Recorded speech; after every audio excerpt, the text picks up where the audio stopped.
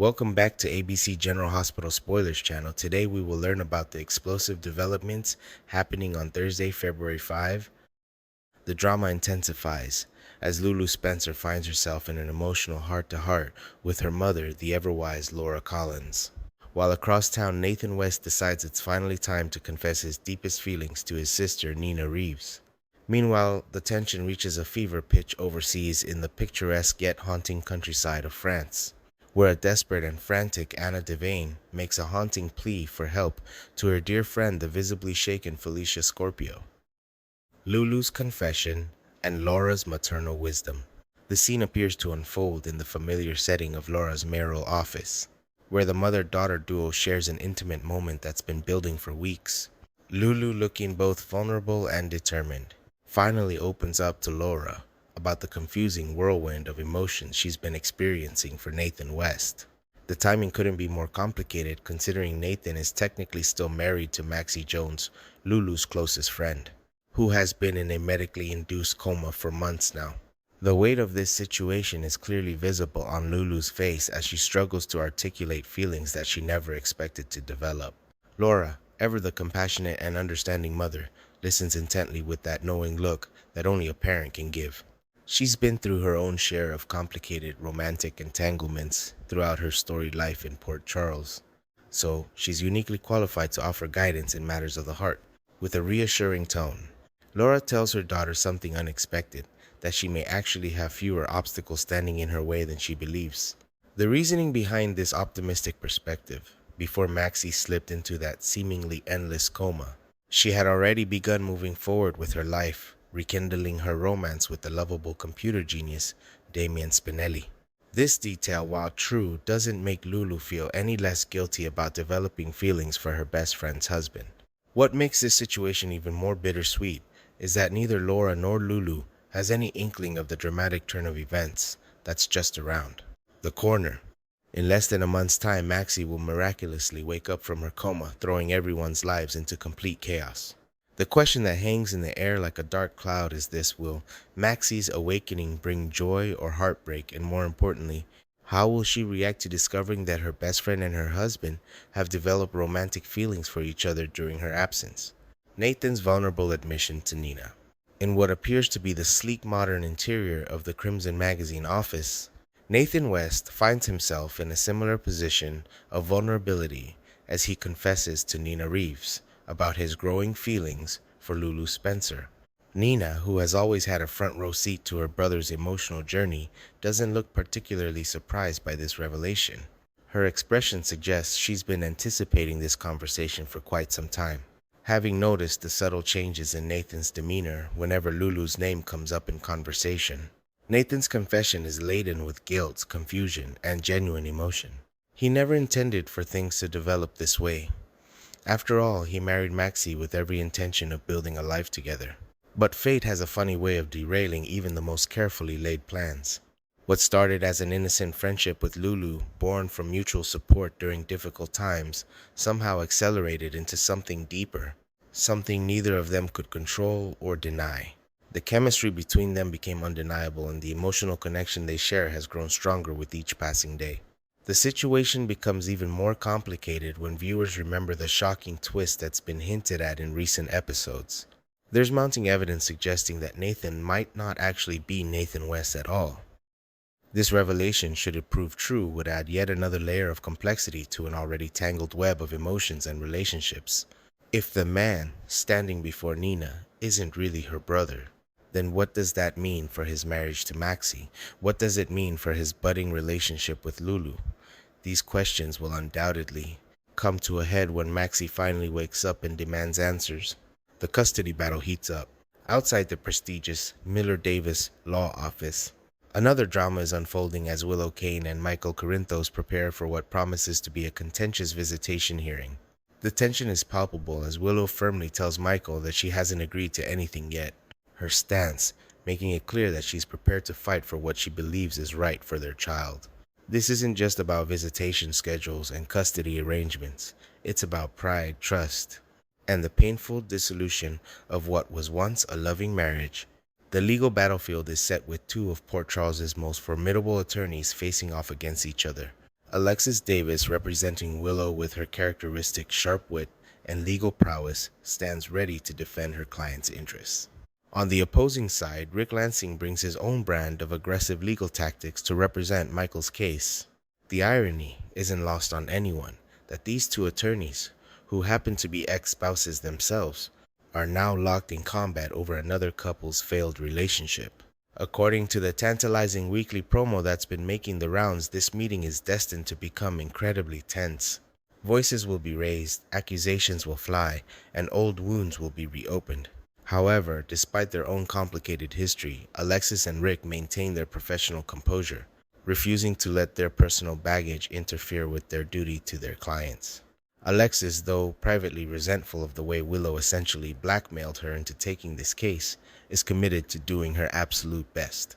Her reputation as one of Port Charles's finest attorneys is on the line, and she won't let personal feelings compromise her work. Sonny and Jason's strategic planning. In another part of Port Charles, Sonny Corinthos and Jason Morgan are huddled together in what appears to be an intense strategy session. Jason, in a surprising turn of events, has decided not to join the Scorpio family on their rescue mission to France to save Anna Devane. Instead, he's remained behind, and it's becoming increasingly clear that his presence here serves a more critical purpose. The two men, who share a bond that goes beyond friendship into brotherhood territory, are clearly discussing the menacing threat of Jen Sidwell. Sonny's face is a mask of barely controlled emotion as the conversation becomes more intense. He's determined to eliminate this threat once and for all, and he needs every piece of intelligence he can gather. Jason finds himself in a difficult position, as he possesses crucial information from Britt Westbourne, namely, that Sidwell was responsible for Henry Dalton's death. The question weighing heavily on Jason's mind is whether to share this explosive information with Sonny. He knows that once Sonny learns the truth, there will be no turning back. Retaliation will be swift and severe. With passion and urgency in his voice, Sonny makes his position crystal clear. The more we know, the easier it is to take him out. His words carry the weight of years of experience in dealing with dangerous adversaries. He's not interested in half measures or diplomatic solutions. Sidwell has crossed the line, and Sonny is preparing to respond with the full force of his considerable resources. Jason listens carefully, weighing his options and considering the consequences of revealing what he knows. The alliance between these two powerful men has always been formidable, but now they're preparing for what could be their most dangerous confrontation yet.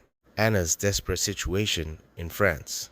Across the Atlantic, in the romantic yet currently ominous French countryside, a rescue operation is underway. Felicia Scorpio, along with the entire Scorpio family, including the young Emma Scorpio Drake, has arrived in France with one mission: to rescue Anna Devane from whatever nightmare she's been trapped in. Max Scorpio, ever the thoughtful planner, had the foresight to contact Kevin Collins before departure, hoping to secure a place for Anna in a reputable mental health facility if her condition requires professional intervention. The scene that unfolds is heartbreaking and terrifying in equal measure. Anna, usually so composed and capable, is in a state of complete distress. Her eyes wild with fear and desperation, she cries out to Felicia with an urgency that sends chills down everyone's spines. "Get me out of here so I can stop him," she pleads, her voice breaking with emotion. The him she's referring to is none other than César Faison, the man who has haunted her nightmares for years. But here's the cruel twist. Faison is long dead, yet Anna's mind, poisoned by powerful hallucinogenic drugs, has conjured his presence so vividly that she can't distinguish reality from horrifying hallucination. Felicia, herself visibly emotional and deeply worried about her dear friend, tries desperately to understand what's happened. How did Anna end up in this state? Who would be cruel enough to drug her with such potent substances? And most importantly, how can they help her? The questions pile up faster than the answers can come. Mac's plan to get Anna proper medical care might be their only hope. But will the doctors at the mental health facility be able to detect the hallucinogenic drugs in her system? Will they understand that Anna's condition isn't a natural mental breakdown, but rather the result of deliberate chemical manipulation? The rescue team faces a race against time. Every moment Anna remains under the influence of these drugs, she slips further from reality. Her brilliant mind, usually her greatest asset, has become her prison. Felicia must find a way to reach her friend through the fog of fear and hallucinations, to bring her back to the present moment where Faison can no longer hurt her. The emotional stakes couldn't be higher, and the Scorpio family knows that failure isn't an option. Anna Devane has saved countless lives throughout her career, with the WSB and beyond. Now, it's their turn to save hers. Next, we will learn about the pressing issue of two critically absent characters who desperately need to return to Port Charles, and why their comeback couldn't be more timely or necessary for the show's current trajectory. The teenage and young adult storylines currently unfolding on General Hospital have been absolutely electrifying viewers week after week, capturing audience attention with compelling drama and emotional depth. However, even as these younger generation narratives continue to dominate screen time and generate buzz among devoted fans, there's an undeniable void that becomes more glaring with each passing episode. Two absolutely crucial characters remain conspicuously absent from the canvas, and their disappearance feels increasingly problematic as one particularly controversial storyline continues to gain momentum and spark heated debates across social media platforms. The current situation involving cousins Danny and Charlotte sharing romantic moments has left many longtime viewers feeling uncomfortable and questioning the creative direction of the writing team. This pairing has ignited conversations about appropriate relationship dynamics and has many fans calling loudly for the immediate return of Georgie Jones and Jake Weber to the show. These two legacy characters could completely transform the current youth scene and redirect these storylines into far more compelling and less controversial territory that would resonate better with the audience. History tells us that Jake and Charlotte already demonstrated natural chemistry and connection back when Charlotte was terrorizing Anna Devane with her troubling behavior and manipulative schemes. Their interactions showed genuine spark and potential for future development that viewers haven't forgotten. It simply makes more narrative sense for Charlotte to develop romantic feelings for Jake, who happens to be slightly older than her and would represent a more age-appropriate match than her same-aged cousin Danny. This pairing would feel organic and believable, while avoiding the uncomfortable family dynamics that currently plague the Danny-Charlotte situation. Opening this door would create fascinating possibilities for a completely different romantic configuration, perhaps establishing a classic love triangle involving Danny, Georgie, and Rocco that could generate months of engaging storyline material. Rocco and Danny have been raised practically as brothers, their bond forged through years of family connections and shared experiences. Having these two young men discover they both develop strong romantic feelings for the same young woman would make for incredibly entertaining television that wouldn't make dedicated fans cringe or feel uncomfortable. The emotional complexity of navigating romantic rivalry while preserving their brotherly friendship would provide rich storytelling opportunities that could showcase both actors' dramatic abilities. The sentiment among the fan base is crystal clear, as evidenced by numerous social media posts expressing this exact desire.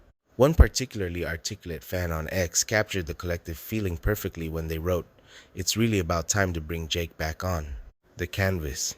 I'd rather see Charlotte and Jake develop a connection than her and Danny. I would have thought they would have paired Danny and Georgie because I can see them being a potential couple." This comment reflects a widespread belief that the show's creative team might be missing obvious pairing opportunities that feel more natural and dramatically satisfying than what's currently being presented to viewers. Beyond the immediate benefit of resolving the problematic cousin romance situation, there are even more compelling reasons why Georgie and Jake absolutely must return to regular rotation on General Hospital. Both characters represent important legacy connections that run deep through Port Charles history and tie into multiple prominent families. Georgie carries the prestigious Jones name, linking her directly to one of the show's most beloved founding families with decades of history woven into the fabric of the series. Meanwhile, Jake brings dual legacy status as both a Weber and a Quartermain, giving writers an incredibly rich tapestry of family connections, historical conflicts, and generational drama to mine for compelling storylines that could extend across multiple character circles. The potential for expanded storylines involving Maxie Jones, Elizabeth Weber, Damian Spinelli, and Jason Morgan grows exponentially when these two young people occupy regular screen time. These four established characters would naturally become more deeply involved in teen storylines through their parental connections, creating organic opportunities for additional screen time and character development that feels earned rather than forced. The ripple effects of having Georgie and Jake present would touch numerous established relationships and could revitalize character dynamics that have grown stagnant. It's certainly no secret among devoted viewers that Elizabeth Weber desperately needs her own substantial storyline that doesn't revolve entirely around supporting other characters' narratives. Pairing her son Jake with a Cassadin would unquestionably provide Elizabeth with compelling, dramatic material that would showcase her acting abilities and give her character the spotlight she deserves. Elizabeth understands the complexities and dangers of Cassadine involvement better than almost anyone in Port Charles, having witnessed firsthand through her deep friendship and complicated romantic relationship with Nicolas Cassadine exactly what it means to become entangled with that powerful and often dangerous family. Her experience and protective instincts as a mother would naturally put her at the center of Jake's romantic storyline, creating built-in conflict and emotional stakes. There's also tremendous untapped potential for powerful liaison moments between Elizabeth and Jason, particularly if Jake were to return to Port Charles carrying significant emotional baggage and resentment about Jason's prolonged absence. Throughout most of his childhood and formative years, the father-son dynamic between Jason and Jake has been criminally underexplored since Jason's dramatic return from the dead for the second time in 2024. When Jason reappeared, the writers chose to focus almost exclusively on his relationship with Danny rather than equally developing his connection with Jake, leaving that crucial father-son bond feeling incomplete and unsatisfying for viewers who have invested years in these characters. Exploring the emotional fallout of Jason's absences and making Jake develop some of Jason's personality traits, mannerisms, and moral complexity would create fascinating viewing that could unfold over months of compelling episodes. Beyond the Jason-Jake dynamic, something else that fans are being deprived of is the opportunity to watch Maxie and Spinelli actively parent a teenager navigating the complicated social landscape of high school romance and identity formation, while watching them raise younger son James, who definitely inherited his mother's strong personality and demonstrates a delightfully independent mind, is consistently entertaining and provides sweet family moments. This focus has unfortunately pushed teenager Georgie into the background, where she rarely appears despite being perfectly positioned for compelling teen storylines. Anyone who remembers Maxie's own teenage years knows she was absolutely wild rebellious and gave her mother Felicia constant headaches with her impulsive decisions and romantic entanglements. Watching adult Maxie confront a mini version of herself in her teenage daughter would be pure gold television that would showcase Kirsten Storms' comedic timing and dramatic range simultaneously. Furthermore, imagining Spinelli navigating the unique challenges of being a teenage girl's father would provide endless entertainment value that the show is currently missing. Spinelli's quirky personality, unconventional vocabulary, and protective nature would make him a hilariously endearing dad, trying desperately to relate to his daughter while probably embarrassing her at every turn. The combination of Maxie's personal understanding of teenage rebellion and Spinelli's protective awkwardness would create a parenting dynamic unlike anything currently shown on daytime television. Inserting Georgie into the established friend group consisting of Danny Rocco and Charlotte would inevitably create ripple effects, extending far beyond just the teenagers themselves. The ramifications would touch the long-standing friendships between Jason and Spinelli, as well as the deep bond between Maxie and Lulu Spencer. These adult relationships would face new tests and potential conflicts that could generate compelling drama across multiple age groups. Would Spinelli really feel comfortable having his precious daughter date Jason's son, knowing the dangerous lifestyle Jason leads and the constant threats that surround him? That's a question that desperately needs exploring. Because throughout their entire friendship spanning many years, Spinelli and Jason have never experienced a truly major falling out that tested the foundations of their brotherhood. A romantic relationship between their children could finally provide that explosive conflict that forces both men to choose between their friendship and their protective instincts as fathers, creating the kind of emotional stakes that make for must-see television. Similarly, Maxie and Lulu's friendship could face strain if romantic entanglements between their children created complications, jealousies, or hurt feelings. These women have survived countless obstacles together, but parental protectiveness has a way of bringing out fierce sides of people that can damage even the strongest friendships. Watching them navigate supporting their children while maintaining their own relationship would add wonderful depth to both characters. The possibilities truly are endless for where talented writers could take both Georgie and Jake if General Hospital would simply commit to bringing them back into regular rotation and making them prominent fixtures in the show's younger generation. These characters possess built-in connections to beloved legacy families, natural chemistry with existing characters, and the potential to generate months or even years of compelling storylines that would satisfy longtime viewers while attracting new audiences interested in teen drama dynamics. Their absence represents a missed opportunity that becomes more obvious with each passing week as the current controversial storylines continue, generating discomfort rather than excitement among the fan base.